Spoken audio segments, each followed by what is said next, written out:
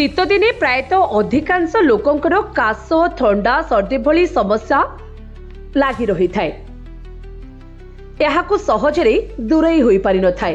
किंतु आजिर वीडियो रे मु आपनको एमिति किछि टिप्स संपर्क रे कहिबी जहाको आपण आपणैले शीत दिने मध्य आपण थंडा सर्दी ठारू दूरेई रही पारिबे।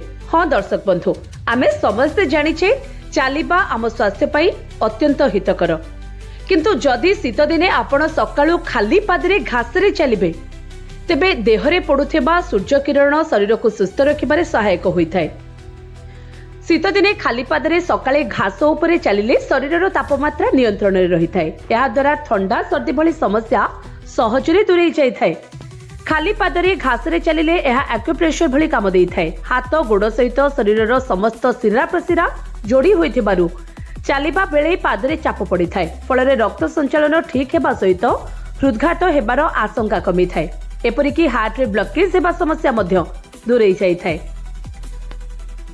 बड़ कथा हेउची घास उपरे चलिले शरीर रे रोग प्रतिरोधक शक्ति वृद्धि पाई थाए।